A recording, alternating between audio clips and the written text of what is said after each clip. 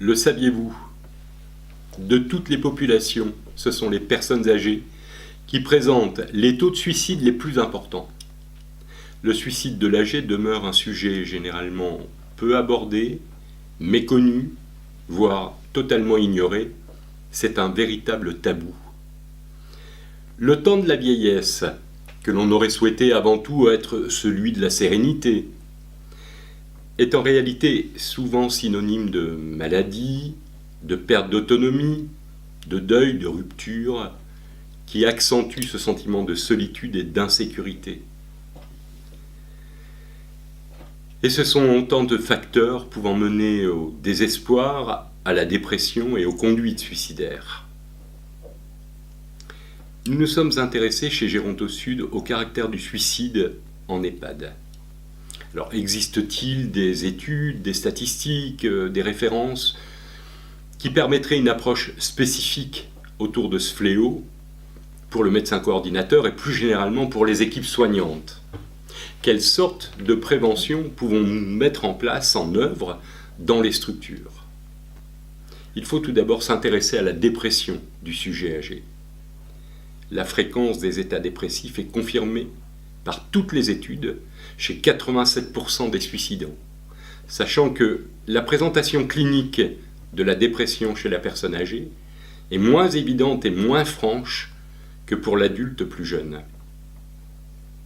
On peut retrouver un désintérêt à la vie, un manque de plaisir ou un sentiment de tristesse associé à un certain nombre de symptômes tels que des pertes de poids, insomnie, hypersomnie, fatigue, perte d'énergie, sentiment de dévalorisation, difficulté de concentration, idées récurrentes autour de la mort et plus généralement idées récurrentes autour du suicide. Les résidents accueillis en EHPAD sont par définition des personnes fragilisées et à risque. L'état dépressif réactionnel à l'entrée en institution peut ainsi mener au suicide.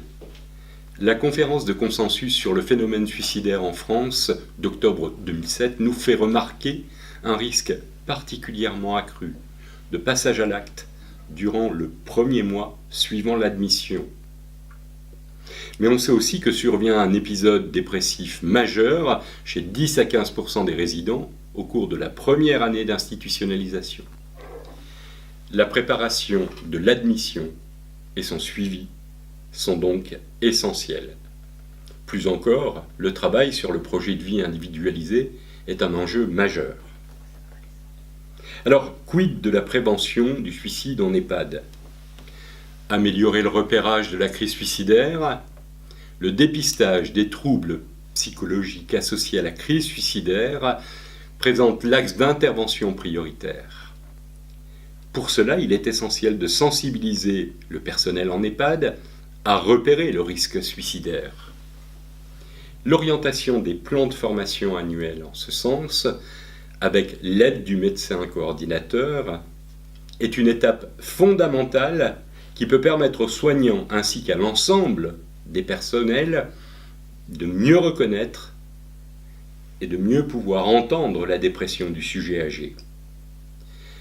Passer d'un simple message à une aide soignante, ça demande de combattre un certain nombre d'idées reçues, telles que parler du suicide avec une personne suicidaire peut l'inciter à le faire. C'est une croyance. Les personnes qui veulent se suicider n'en parlent jamais, alors qu'en fait, 8 personnes sur 10 parlent de leur idée suicidaire et en parlent avant le passage à l'acte. Les personnes qui veulent se suicider ne donnent pas d'indication à leur entourage sur leurs intentions avant de le faire et n'évoquent pas le scénario suicidaire qu'ils ont imaginé. Ça encore, c'est une croyance. Les personnes qui menacent de se suicider ne le font que pour attirer l'attention. En êtes-vous sûr? Le travail autour de l'idéation suicidaire de la personne âgée est primordial. Formez-vous,